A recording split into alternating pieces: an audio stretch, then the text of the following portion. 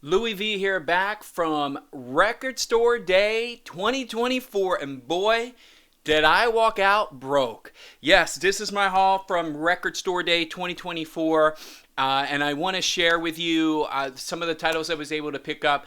I will tell you right now, 95% of this are RSD titles. I did take the opportunity to grab some other things that I saw on the shelf after I got a chance to pick up the RSD titles. But before we get into that, I want to share you a little bit about what maybe you missed if you decided not to go out this year, which to me is just bonkers. I think the list this year overall was one of the best lists we've had in a long time with RSD. I think there was a lot of great selections available this year. I think we had a lot of great records. Hopefully they sound as good as we hope them to be. I know sometimes RSD pressings can be a little bit hit or miss, but I think the early feedback that we've seen through other YouTube channels have shared that most of these pressings actually sound pretty good. So I'm really excited about that. A little bit particulars on the store that I visited. It was Phil's Music Exchange in Wilson. I don't get paid to promote them, but I am going to promote them because they are probably my favorite local record store because of a couple reasons. One, the owners. Phil and his son, who are there almost every time I ever step in, are some of the nicest folks in the industry you've ever met. If you saw some of the movies or if you've been to record stores where the owner or the guy behind the counter is a jerk and he doesn't want to talk to you if you don't know anything, that's not Philip. That's not how these folks are. They're very kind. They're very thoughtful. They really try to help their customers. And even when I was in line, there was folks that were out of town. They were out of town visiting a family. One gentleman was coming up from Florida and was in town for the weekend and didn't want to miss out on RSD Day, and Phil just treated him like he was a regular. So really great customer service. They also had some coffee available. They brought in a food truck so people didn't starve in line. So very thoughtful of everyone. The other thing I really like about Phil's Music Exchange is that they do their best to get the titles they know their customers are going to want. And I will tell you, I walked into RSD with a list and I walked out with probably only missing one or two of those titles, and I was likely maybe missed them just because I wasn't the very first person in line. The very first person in line at our little store here, our local store, I think was 11:30 in the early afternoon, right? The day before. So 11:30 a.m. the day before, this person lined up to get one of the collectibles, which was a Spider-Man box set, which that store only had one. So he wanted to make sure that he definitely got that Spider-Man box set. He did. So he was super, super happy, really, really thrilled. But he waited all that time. I mean, what was that? That's yeah, I mean, you waited almost a day, right, just to get that one item. But that's what sometimes you do on RSD Day. For me, I was fifth in line. I was happy with my placement. I left my house around 1 a.m. I have not been to bed since yesterday, so I'm exhausted. So I apologize if this isn't the most coherent video that I put together for you. So please give me that pardon. But without further ado, I do want to go ahead and share with you some of the items I picked up because I know that's really what you clicked on for. So starting out, the box I had on top of my stack was the Linda Ronstadt box set here. It's actually got 4 albums. Some details here in the back. Phil put everything already in these nice little sleeves, so they're already protected. But yeah, I got this box set. This is the German press. I got the Eric Clark Unfinished Business. This is a really cool box set. It actually has a USB connection on the side. You could charge this, and then the eyes actually light up. It comes with a couple cool things. It comes with a new comic book style poster, has some printed inner sleeves with some liner notes on there. And all of this for $45. A nice little box set that's something unique and collectible. Nice thing from Eric Carr from the Kiss, if you will. And then we got another pre-owned. Sorry, they're a little bit mixed up, folks. I'll get to the pre-owned stuff here in a moment. We'll build a stack. We got Little Richie right now for you. We also got the Cranberries. This is Bury the Hatchet, fully remastered, first time, complete with sessions, available on vinyl. We also got the Collective Soul 25th Anniversary Edition of Dosage. Really cool album. Looking forward to giving that a spin. I picked up the Boogie Down Productions. This one I'm actually pretty excited to give this a spin. I hope that the quality's here pretty good. I know sometimes hip hop can be hit or miss depending on how they do the bass. I just get the Cheap Baker, the live album here, or the Lost album I should say, from 1972 with the Jack Sheldon. So this one is really cool. I'm looking forward to this. It looks like the picture of the master in the back. This one I picked up because more of a nostalgia.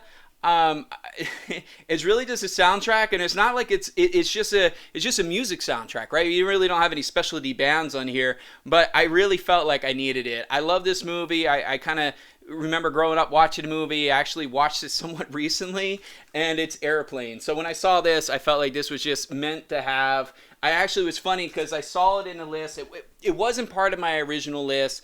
I scrolled past it at first, and I got about 10 records past. I'm like, you know what? I got to go back and grab that Airplane album. I'm going to be upset if I don't grab it. So I'm glad I did.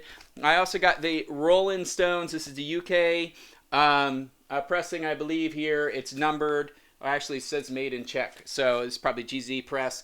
But it says it's numbered. Yeah, there it is. This is number 5536 out of 13,000. So cool to have this one. Excited for that. We also got the Nancy Sinatra on orange cream vinyl. This is from the Archival series. Really cool album there. Also picked up the Sonic Youth album here, Gold Nugget colored vinyl. So really cool to be able to have that one as well. Sonic Youth is I guess if you're familiar, you like them. I think that's a really nice addition.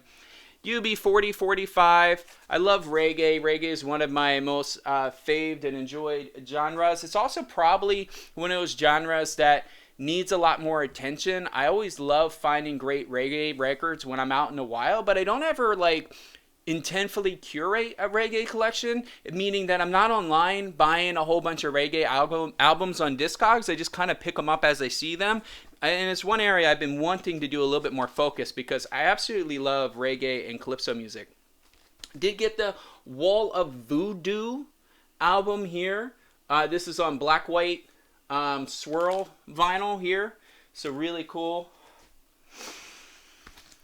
The Who. The Story of The Who. I will tell you that this was on my list. Actually, all of these albums except for Airplane were on my list. This was on my list. I will tell you the one thing I'm a little bit disappointed straight out the gate is that the photo quality on this one was subpar. I almost skipped it, thinking if this is an image of how this album sounds, then they're not setting a good upfront presentation, right? But you should never judge a book by its cover, and I don't want to just judge a book by a cover here. So I felt it was on my list. I found it. I wanted to make sure I grabbed it. Neil Young here, Neil and the Horse. So I don't think I can say the actual title here on YouTube. I don't want to be flagged, but this one looked pretty cool. And a lot of these, when I was scrolling through, there was only one of them in the bin. So it really makes me feel like Philip went out of his way to try to make sure he got all the titles that I asked for ordered, including this one. This is APP, Alan Parsons Project, the Pyramid Work in Progress. So this one is one I'm really looking forward to because I love this album to begin with, and these are kind of the demo recordings of this. So yeah, I'm looking forward to giving this one a spin. And if I haven't apologized for my speech because I'm tired, I'm doing so now. Got the Cannonball Adderley, both of them actually. I got the Burning in Bordeaux, and I got the Paris one here, right? Yeah, Pop It in Paris. So cool to get those both. And these are limited edition of 25 or 2950. This is number 99, and this one is number 2061. In case you care. Let's see here. We got the Parliament album as well on green vinyl. And the 1975 Live at the Gorilla. I'm really upset that I missed the 1975 from last year's Record Store Day, and the price is a little bit ridiculous on Discogs on that one, but I guess it's not because it only came out and it hasn't been reissued. So, maybe one day I'll score a good copy of that. I'm going to keep looking around. This one I'm actually really excited to get. It's been something that's been on my want list for a while and then was getting repressed. I'm like, I'm going to try not to find an OG and pay crazy prices on it. But that is the Murder Was the Case, the Snoop Dogg soundtrack here. And it's cool because it's got this nice little die cut. It looks like top on it here. So really, really cool to grab that one. Did get the Average White Band live at the Rainbow Theater. This is part of the 50th anniversary on this one. So this was really, really cool. I actually thought I was going to lose that one. There was 2 or 3 people in front of me that kept saying they wanted to grab that album, and I actually saw somebody pick it up out of the bin knowing that there was only one of them. But it ended up getting put back, and it didn't get put back in the same spot. So I actually passed it at one point, and I just thought it was gone to the wild, that somebody grabbed it before me, and that's just the nature of RSD. Nothing to get mad about. You just keep going. And then there was a person next to me going through the bin that was on, and I just said, "Hey, buddy, if you don't mind, if you're not buying it, if you see Average White Band, do you mind just grabbing it for me? I don't know if I just passed it or not, but it was something on my want list." And he's like, "Oh, this one?" Like as soon as I said, "Oh, this one," like, he was right at it. So to me, it was all meant to be. Which was really cool. Oh, and by the way that this particular store does their Record Store Day is that they allow 2 people in at a time to browse the RSD selection, and you have 5 minutes to make your choices. So it is a little bit of a mad dash when you do have a whole bunch of items on your list. Most folks, though, only have a couple titles on their list, or only looking for 3 or 4 different things, or maybe they were just looking to grab the Beatles thing. So for them, it was real quick in and out. And they were able to move through a line of maybe 50 plus people within like an hour. So really effective system over there at Phil's Music Exchange in Wilson. This is Mark, the boy here. I really love Dire Straits, and I'm actually kind of excited to get this one on the turntable. This actually even may be the one I crack open first. So I'm really excited to listen to that one. Did get the Stephen Marley album, which again, I'm a reggae collector, so this was one I asked for, or asked Phil if he can grab, and it was there. It was the only one there. So I'm glad to have it. I feel like I'm on repeat, and I apologize. I think it's just sleep deprivation at this point. Queen Latifah, grab that one as well. So that should be fun. We got the Little Joe Pesci. I tell you what, you don't really think Joe Pesci probably puts out an album, and if you haven't listened to any of Joe Pesci's albums before, I beg you to go ahead and give him a listen, because he's actually pretty funny in some of these. I think it's going to set you off. He has one, I think it's Vincent. It's not Vincent Lombardi. Maybe it is Vincent Lombardi. But he plays a character in one of his albums, and it's just really, really funny. He has a lot of just good, wholesome, laughable songs. So if you're not thinking Joe Pesci can sing, give it a try. Maybe give it a stream. You might surprise yourself. One that I think a lot of folks grabbed is the Pearl Jam Dark Matter. This is with the funky color vinyl that looks gorgeous. Of course, you can get this pretty much anywhere on the standard black vinyl, but this makes it a little bit of a collector, having the color vinyl that I guess is exclusive to RSD. So I think that's pretty cool. Got the Jazz Dispensary release as well. This is on a blue vinyl, I believe. Really interesting, cover art here. I haven't had a chance to digest it yet, but it looks really nice. I'm kind of excited for that. And then if you notice, look how cool this is that this record store actually gave everybody these nice, and they're brand new outer sleeves. So for me, I don't have to re-sleeve any of these. I don't have to go into my stash, which I think is also really cool. I'm really glad they did that. The Bill Evans, this is the one that everybody has raved about if you're in jazz, and a lot of it is because it's lacquer's cut by Kevin Gray at Coherent Audio. It's pressed at RTI, so this is almost like an original jazz classic release. without the branding of the original Jazz Classic release. Now, I do believe that Kevin Gray actually didn't cut these lacquers, but his apprentice did, despite what the hype sticker says. But nonetheless, this should be a really interesting and hopefully sonically great album. Okay, getting kind of near the end here before we get into the other ones. We got the Elton John Caribou album on blue vinyl. The Ramones. This one I'm also excited to listen to. From what I understand is that these, the Sire demos are actually recordings from the demo tapes that got them the record label. So this is the Ramones before the world knew the Ramones. It was recorded in the studio, so sonically it sounds good. It's just not mastered crafts sounding, but it should be a solid record and quite enjoyable. 10,000 Maniacs is another one here. First time on vinyl, limited rep pressing on this one, so that should be fun. And then we got the Four Seasons here as well. Right? So that should be another interesting one. What else we got here? We got the Freddie Gibbs and Madlib. I don't know if you're familiar with these guys, but Madlib is pretty interesting in the rap scene.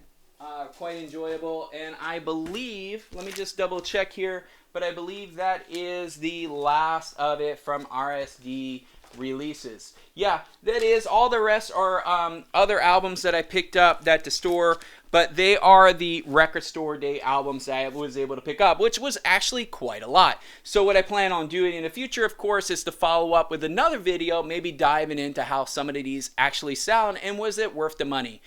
So yes, I do crack the seal on my albums. I am a album collector that listens to their albums. To me, there's two things that are no good: an album that skips because of a scratch or a defect, or an album that is sealed. And I know that's going to rub some people the wrong way, because you probably have some really holy grail pressing, something you really pride your whole collection around, that's sealed, and you probably will never open it. To me, what's the point of owning an exotic sports car if you never get a chance to drive it? I feel the same with records. Records are meant to be listened to, and as long as you take them, treat them with care and the respect that they deserve, they should last you a lifetime, or at least my lifetime. So I'm not really worried about it. And if you're not looking to flip or sell your collection, then what's the problem of opening them, right? And that's the situation I'm at. Okay, so what other albums did I pick up? Well, I did take a chance to browse the store. I will tell you I was a little bit exhausted, so I flipped through kind of at a rapid pace. And I did get this has been on my list for a while now, and I've thought about picking it up a few times. I've seen it on Amazon, etc. But it is the Smashing Pumpkins Autumn album here, which is a 3-act, they say it's a rock opera in 3 acts. I'm looking forward to listening to this one because it's been on my list since it came out, and I just never laid out the cash until today. I think it was one of those days that it was kind of like, the heck with it. I'm already there anyway. It's been on my list. There's only one left in the store. The price seemed about right. Plus there was a discount because it was RSD. So it ticked all the box. The other album I got, to me, is probably one of the best albums from the artist, and it's an artist that pretty much everybody's going to be familiar with, which is Aerosmith. This is Rocks. This is the 2014 reissue, and it is minty. It is very near mint. Copy the vinyl and the record. It's the cover are all really great. It doesn't do it justice. It looks like there's some rubbing here, but it's actually on the sleeve, and that's why we sleeve our records, right? To prevent that from actually happening to the jacket. I also did get Richie's album here. I just, it's such a tragic story with all these folks, Richie Valens and Buddy Holly and everything. I mean, it's just a tragic story with all of them. When I saw this 1987 reissue, still sealed, I had to have it. Something just gravitated me to it. I am an Elvis Costello fan, so I was really excited to get this one. I think I checked the record, and I think I put it in backwards here, so I apologize. But this is the Elvis Costello and the Attractions. This is a number. edition. This is number 3072. And this is Armed Forces is the name of this album. So great MoFi pressing, Called in the Wild, which is great because I have a couple of the MoFis already, and they sound fantastic on that series. The next album is an album I got because I think for this one particularly, you have to separate the artist from the person, or should I say the music or the content from the person. I think if I look at this individual as a whole, no, I don't support who they are and what they do, but I did grow up with this person as a household name.